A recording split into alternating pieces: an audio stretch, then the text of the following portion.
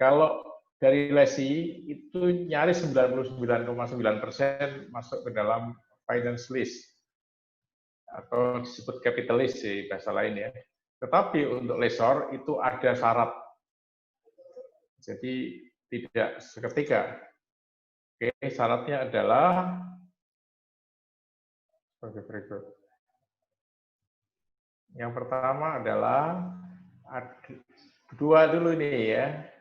Ini mungkin tadi saya ceritakan. Syarat untuk menjadi finalist adalah non-cancelable. Oke, jadi kalau cancelable artinya tidak mungkin menjadi finance list oleh lessor. Yang kedua, memenuhi salah satu dari 5 tes ini. Jadi syaratnya yang pertama dua, yang pertama cancelable, non-cancelable. Kemudian salah satu dari 5 ini. Yang pertama adalah transfer of ownership. Artinya setelah akhir masa list akan diserahkan kepada lesi. Kemudian ada bargain purchase option, tawaran untuk membeli. Kemudian yang ketiga, ini sebutnya major. Major itu list term of major of. Jadi di sini nggak disebutkan berapa bahasanya major, tapi oleh FASB diterjemahkan ya, major itu 75%. Oke.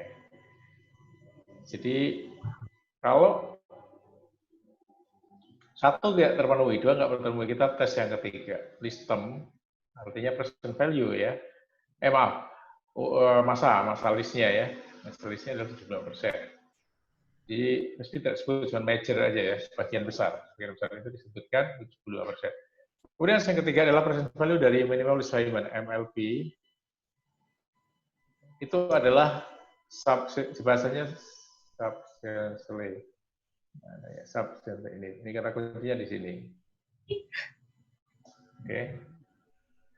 Substantially itu kalau diterjemahkan oleh PSB menjadi 90% terhadap fair value dari aset. Terhadap fair value dari aset. Jadi di sini adalah present value dari minimum payment baik guaranteed maupun non guaranteed. Jadi kalau bagi lessor itu guaranteed maupun non guaranteed, dua-duanya dihitung ya, dianggap diperhitungkan. Oke, saya kira nggak sulit ya empat-empatnya ya, bisa dihafal atau diingat. Kemudian yang kelima, ini yang tidak ada satuannya, yaitu adanya alternative use test. Alternative use test itu artinya ketika aset itu dikembalikan ke lessor, itu lessor tidak bisa menyewakan lagi kepada pihak lain karena speknya yang khas atau speknya yang spesial untuk si lesi yang pertama tadi. Oke ya. Jadi kita harus tahu persis ini barangnya apa. Contoh misalnya, lift ya, atau eskalator. Itu banyak yang menggunakan leasing gitu. Jadi lift atau eskalator itu biasanya sudah di custom kalau istilah sekarang, sudah di custom sesuai dengan bangunan. Begitu sudah habis sistemnya, mungkin tidak sepenuhnya. Biasanya umur ekonomis, anggap aja umur ekonomisnya 10 tahun ya. Kemudian 3 tahun dikembalikan, atau 5 tahun lah. Itu kan nggak memenuhi semua kan?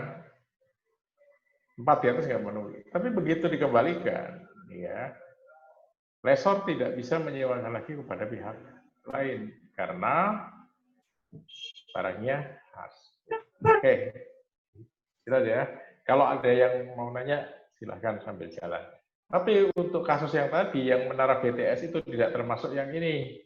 Karena menara itu, kalau misalkan tadi saya contohkan disewakan ke Telkomsel, begitu dikembalikan, masanya habis, dia bisa sewakan lagi ke operator yang lain. Karena tidak butuh modifikasi.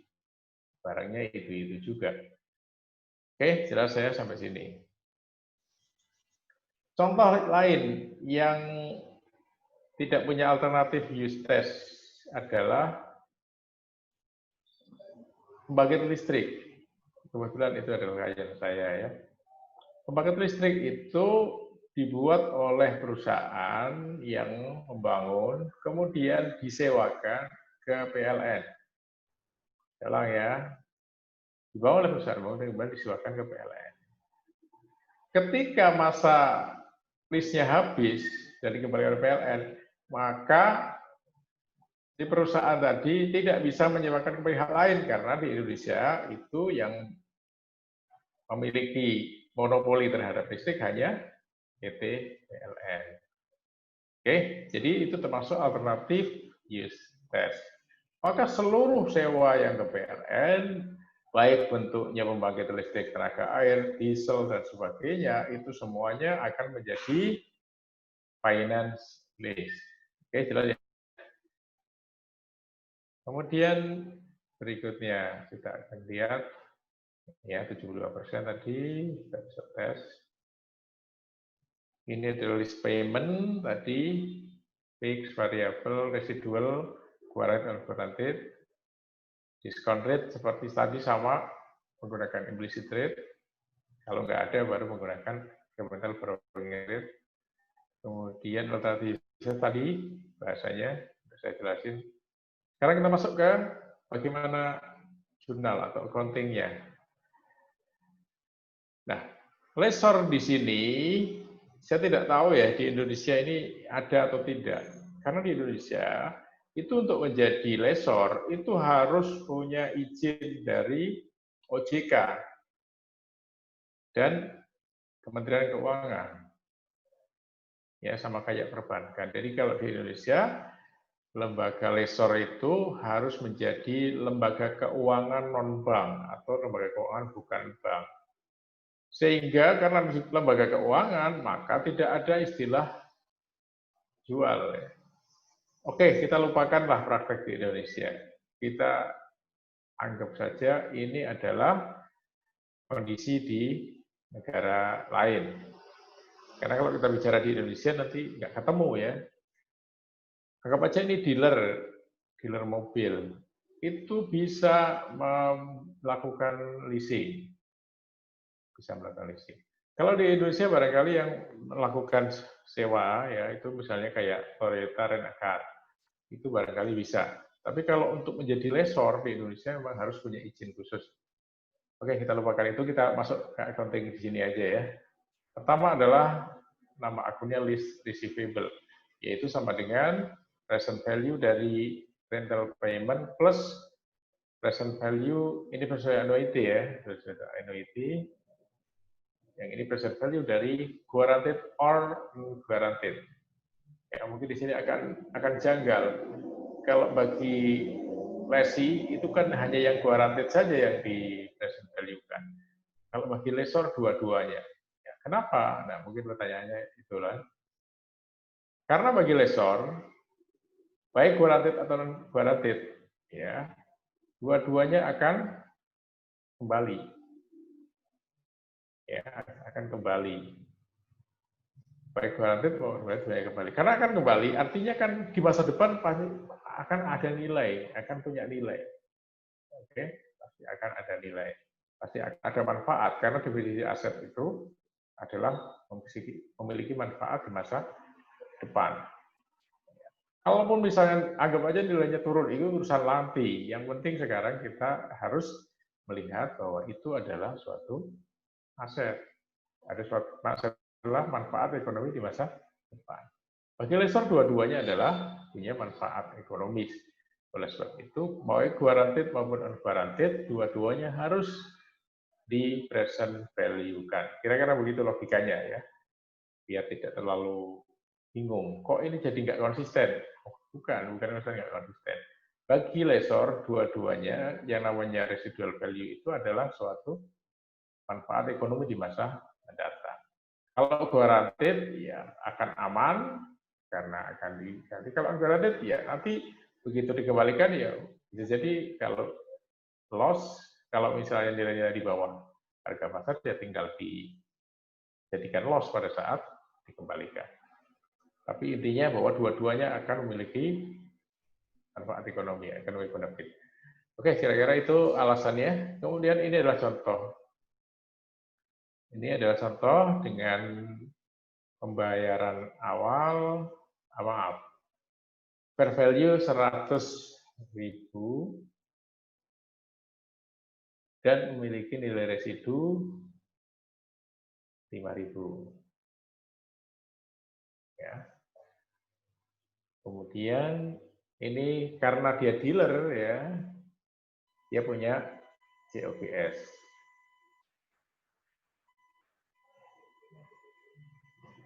Ini COGS.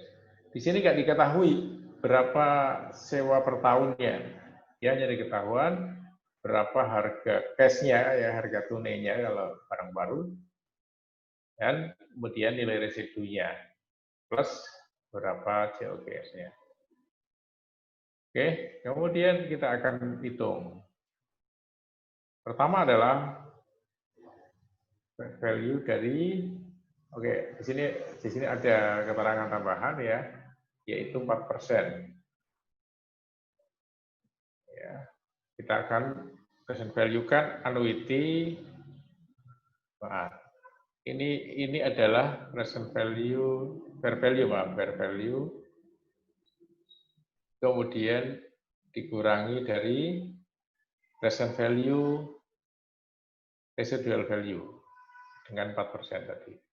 Maka akan ketemu 95.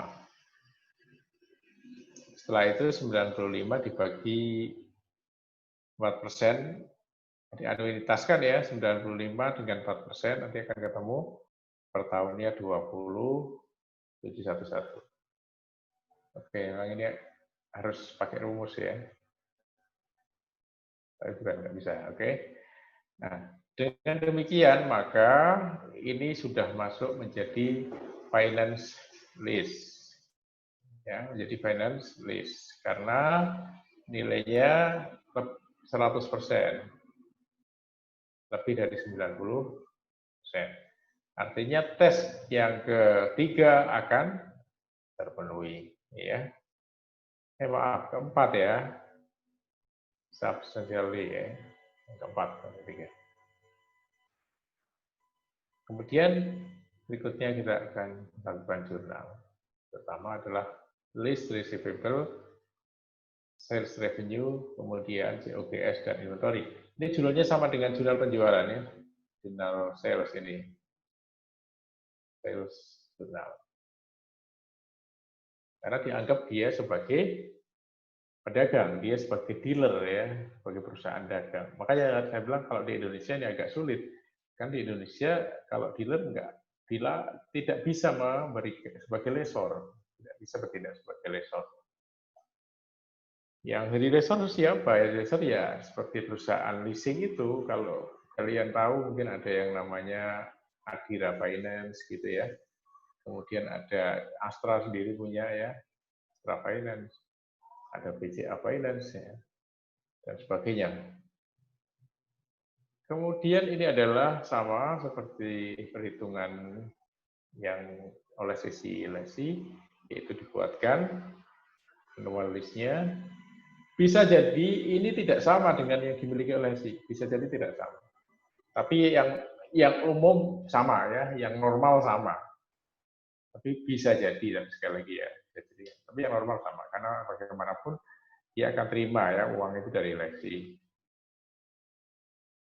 Oke, nah selisihnya adalah interest, sehingga akan di jurnal ketika terima adalah cash list receivable. Dan kemudian pada saat akhir tahun dia akan mengakui list receivable interest revenue. Sama ya, ini kebetulan angkanya sama dengan yang dimiliki oleh lesi. Kemudian ini adalah pada akhir Desember dicantumkan di neraca sebagai current asset yang akan jatuh tempo ke depan. Kemudian yang non current asset yang akan jatuh tempo tahun-tahun berikutnya. Kemudian juga ada sales dan COGS, ya, berarti akan ada penghasilan bersih di tahun pertama adalah 15.000 plus interest revenue 3.171,56. Oke ya. Jadi dia akan mendapat penghasilan 2 yaitu 15.000 plus 3.171. Oke, lanjut lagi. Ini adalah jurnal yang dibuat pada tahun 2020. Cash, list receivable, intervensi. Saya kira mudah ya. Mudah. Tidak ada masalah. Kemudian ini pada 2023 pada terakhir ya, pada penyerahan. Ini adalah ketika dikembalikan. Ketika dikembalikan dan nilainya sama, maka dia akan masuk menjadi inventory dan list receivable. Oke. Kebetulan nilainya ini ya. Itu kalau kondisi nilai pasarnya sama. Gimana kalau kondisi pasarnya lebih rendah? Didiamkan dulu ya. Diamkan dulu, nanti pada akhir periode dia akan melakukan, kalau dia inventory, maka dia akan menggunakan, masih ingat nggak nilai apa kalau inventory? Halo? Kalau inventory pada akhir tahun dilakukan dengan nilai apa? Saya bisa jawab? Net present value. Iya? Net present value? Halo? Nggak jelas ya? Siapa ini? PHQ? LCNRV. Oke, betul ya. Jadi pada akhir tahun nanti akan ada penyesuaian dengan law of cost or net realizable value. Nah, situlah kerugian akan dicatat.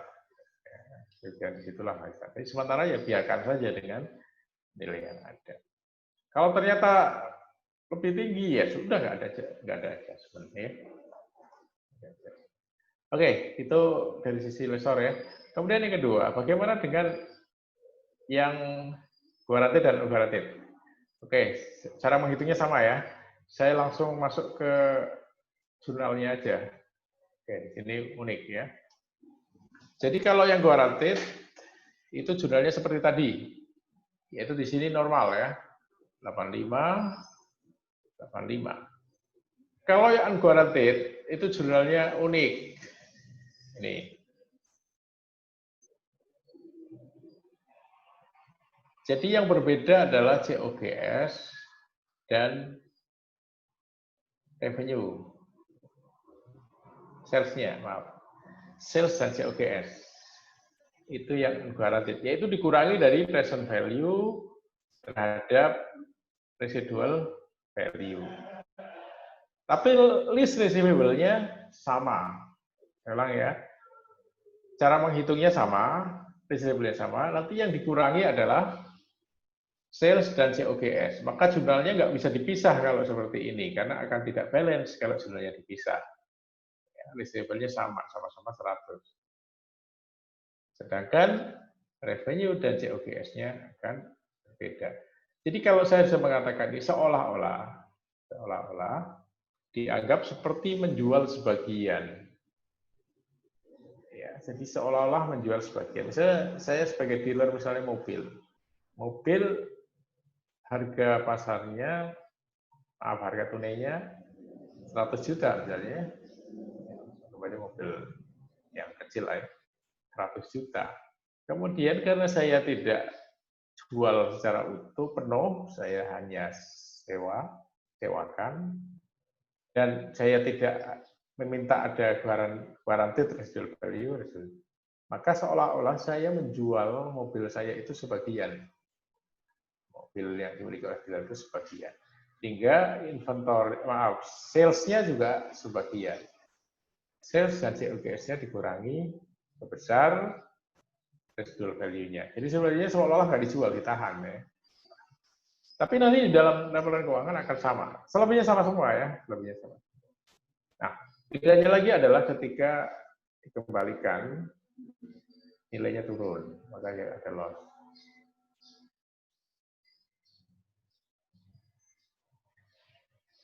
Mohon maaf, tadi keterangan saya saya anulir ya, saya anulir.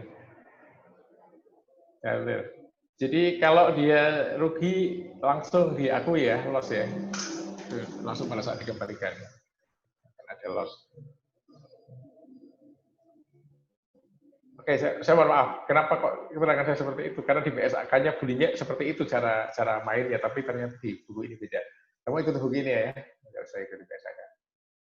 Mohon maaf, saya tadi agak salah memberikan keterangan sedikit kepada kalian. Ya, saya ulang ya. Jadi ketika lesi mengembalikan dan nilainya langsung diakui loss di sini. Ya, sekali lagi ini beda dengan PSAK, tapi kalian pakai buku ini sudah sepakat presentasi kemarin, saya lupa. Ya, jadi khusus untuk pembelajaran biar nggak rumit, jadi langsung loss maupun kalaupun gain diakui. Ya, gain nggak ada ya, gain karena LCNNV nggak ada gain. Jadi ya loss aja yang diakui ya, kalau gain nggak. Oke, misalnya setelah dikembalikan bukannya 5.000 ternyata naik jadi 8.000 gitu ya, nggak ada gain ya, tetap. Jadi sebenarnya seperti awal ya, yaitu inventory dan residual kalau lebih tinggi. Kalau di sini karena guaranteed maka dia akan terima yes. Itu aja bedanya. Oke, selanjutnya adalah bagaimana jika lessor mengakui sebagai operating lease. Kalau salah satu atau ya tidak ketemu lima-limanya, seperti contoh saya tadi, maaf, contoh soal ya, soal saya tadi yang BTS menerap BTS itu kan nggak memenuhi syarat ya, lima-limanya tidak memenuhi syarat. Nah, kalau lima-lima tidak memenuhi syarat, maka lessor akan mengakui sebagai operating lease. Kalau operating lease maka jurnalnya adalah seperti biasa, yaitu cash unleased revenue atau unearned revenue saja juga boleh, atau unearned revenue kalau saya biasanya seperti itu, untuk membedakan bahwa ini bukan finance lease. Tapi ya kalian ikuti buku aja ya. Jadi kalau misalnya operating lease, nama akunnya cash unleased revenue. Dan kita terima ya langsung seperti ini. Dan kemudian juga dia melakukan depresiasi yang menyebutkan, oke, karena asetnya diakui ya, asetnya diakui oleh lessor. Oke, saya kira itu. Nah, bagian selanjutnya yaitu mengenai biaya-biaya yang berkaitan dengan lease. Pertama namanya executory cost. Executory cost itu adalah biaya-biaya, saya katakan biaya karena cost bahasanya ya. Kalau expense itu beban. Strict cost adalah beban-beban yang berhubungan langsung ya, yang normal expense associated with owning a lease asset. Contoh adalah asuransi, juga pajak. Oke, strict cost yang jadikan satu ya, yang include dalam pembayaran, maka akan menambah ya feasibility. Oke, gitu ya. Jadi kalau biasanya kayak orang bukan beli ya, sewa, nggak baca sewa lah, sewa jangka panjang. Itu ketika biaya sudah masuk, kalau kayak kita misalnya anggap aja kita beli motor ya, secara kredit dan itu dianggap itu sebagai leasing, sebagai lease ya. Maka seperti biaya balik nama, ya, pajak awal dan sebagainya itu masuk bagian dari fixed payment, menjadi bagian dari angsuran. Maka itu menjadi penambah included in lease payment, menjadi lease liability, penambah lease liability. Kemudian kalau seandainya dibayar oleh lesi secara langsung. Taxing authority. Contohnya apa? Misalnya PPN ya.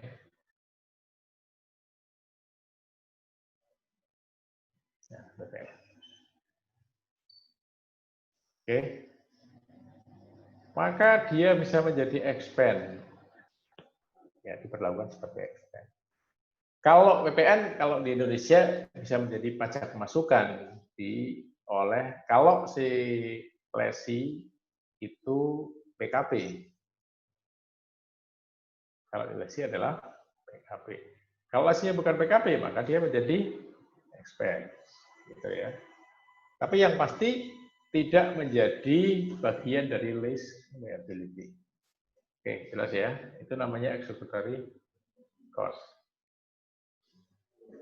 Kemudian yang lain, ini ada namanya lease prepayment and incentive. Lease prepayment adalah pembayaran leasing yang dibuat oleh lesi ya untuk meningkatkan increase the right of use asset ya. Nanti akan ada contohnya. Kemudian lease incentive adalah pembayaran yang dibuat oleh lessor ya, itu akan mengurangi rate of use asset. Jadi repayment itu adalah pembayaran yang dilakukan oleh lesi sehingga menambah dari rate of use asset, dengan lease incentive adalah pembayaran dibuat oleh lessor sehingga mengurangi rate of use asset. Kemudian yang berikutnya initial direct cost itu akan menambah ya, increase the rate of use asset. Contohnya apa? Ini kita lihat di berikutnya. Initial direct cost itu komisi penjualan, ya selling agent. Ini biasanya kalau udah include ya biasanya ya. Jadi initial direct cost adalah incremental cost, biaya tambahan ya incremental itu, yang akan atau will not have been incurred at least not been executed ya. Jadi yang ikut bersama dengan awal dari list tersebut ya, kira-kira begitu. Ini yang masuk, ini yang tidak masuk ya. Nanti kita bisa lihat ini yang masuk, ini yang tidak masuk. Kemudian yang berikutnya adalah legal fees. Ini misalnya kayak biaya notaris. Kemudian yang berikutnya adalah dokumen. Ini misalnya kayak biaya materai. Ya. Kemudian ini misalnya kita mengasuransikan ya, warranty masih sama dengan yang tadi. Itu masuk dalam initial direct cost. Oke, nanti kalau nggak jelas silahkan nanya ya. Saya jelaskan aja begitu. Karena kalau kita bicara mengenai pengeluaran modal seperti ini, setiap negara pasti punya hal yang berbeda. Tapi bagaimana cara untuk bisa tahu, oh ini masuk yang bisa menambah, mana yang menjadi expense? Saya kira patokan gampangnya pakai logikanya begini, bahwa ketika itu menjadi bagian yang tidak dapat dipisahkan, mungkin bahasanya gitu ya, bagian nanti tidak dapat dipisahkan dari transaksi list, maka itu akan menambah, atau kalau kita bisa dikapitalisasi, jadi rate of use asset, misalnya menjadi, kalau misalnya dibayar oleh lessor, menjadi ya nambah liability. Yang misalnya bayar lessor yang menjadi beban dari si lesi ya. Ulang ya, jadi kalau mau dicari benang merahnya, karena sekali lagi ini beda-beda ya, tiap negara punya aturan sendiri-sendiri. Benang merahnya adalah ketika transaksi itu tidak, ya ini harus keluar gitu. Katanya begitu. Maka itu bisa dikapitalisasi menjadi right of use asset. Sedangkan yang bisa tidak ada, artinya kayak gini, ini kan misalnya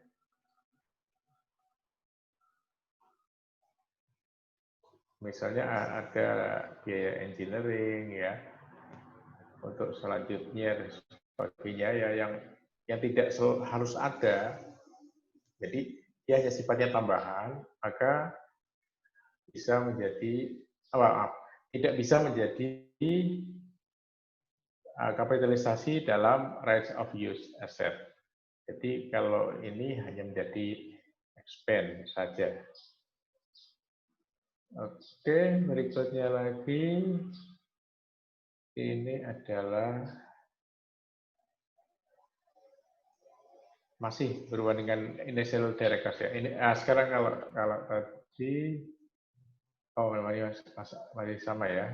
Initial direct cost yang dibayar oleh lessee itu masuk dalam cost of right of use asset tadi ya, lanjutan lagi. Kemudian untuk yang dibayar oleh lessor ya, terhadap initial direct cost, kalau operating lease dia akan menjadi expense. Oke. Kalau finance lease ya,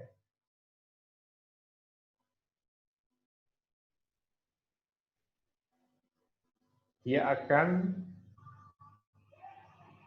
misalnya the profit of sale, dia akan menjadi laba ya dari penjualan.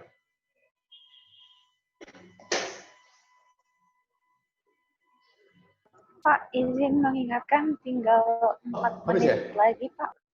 Oke, nggak apa. Saya kira kalau Iya, nggak ada 4 pertanyaan, menit lagi, Pak. Oke, nggak apa. Kayaknya sih sudah selesai, dan bagian terakhir ini adalah bagaimana lessor itu mengakui, oh ini sudah masuk dalam penyajian ya, penyajian di neraca. Saya kira nggak susah. Ini adalah kemarin sudah juga ya, ada namanya rate of use dan liability. Nah, ini adalah lessee, kemudian diberikan expense, interest expense. Kemudian oleh lessor, ya, ini ada less receivable, ya, dan resesinya nggak ada ya. Dan ada interest revenue, ada profit, oke. Kemudian ini adalah disclosure itu adalah pengungkapan, ini adalah hal-hal yang harus disebutkan ya, ini nanti silakan dipelajari sendiri. Tapi biasanya hal-hal seperti ini nggak menjadi perhatian ya. Disclosure. Oke. Saya kira bahasan kita sampai sini ya. Jadi yang appendix ini tidak dibahas. Ini sebetulnya agak rumit, tapi beruntung kalian karena nggak dibahas. Kemarin sudah saya sampaikan. Oke. Saya hanya ingin menjelaskan contoh yang berikut. Ini kan contoh ya. Contoh yang dari dua pihak. Dan saya kira sebagian juga sudah saya jelasin tadi. Jadi di sini bisa ini skenario-skenario ya, bisa dilihat sendiri nanti.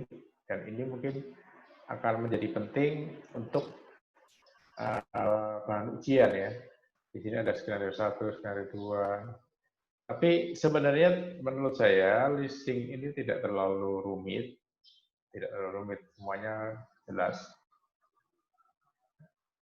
Ini relevan ya, walaupun tidak ada di situ appendix itu menjadi bagian yang dibahas, tapi untuk yang skenario-skenario ini menjadi penting untuk kalian pelajari sendiri.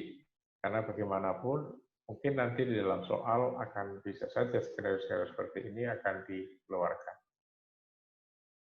Oke, saya kira itu dari sisi lesson lebih mudah ya daripada dari sisi lesi, karena dia agak sulit. Oke, ada pertanyaan sebelum habis masanya? Halo? Nggak ada? Halo, Tisa? Sudah cukup mungkin, Pak. Belum ada pertanyaan sampai saat ini. Ya, semoga ngerti benar ya, bukan ngerti-ngerti ya. Habis waktunya juga? Iya Pak, insya Allah Pak. Oh ya, ya sudah. Iya, Kalau gitu 1 saya menit akhiri lagi juga. Pak. Ya, kalau gitu saya akhiri juga. Kalau kalau tidak keberatan bisa munculin 1 menit ini, karena saya biasa seperti itu untuk mengetahui kalian ini benar-benar di depan laptop atau tidak. Sampai habis. Nanti habis putus sendiri ya, Lisa ya. Iya Pak, benar Pak. Kemarin. Oke, Iya. Indah, Adi. Silakan dimunculin semua. Ya.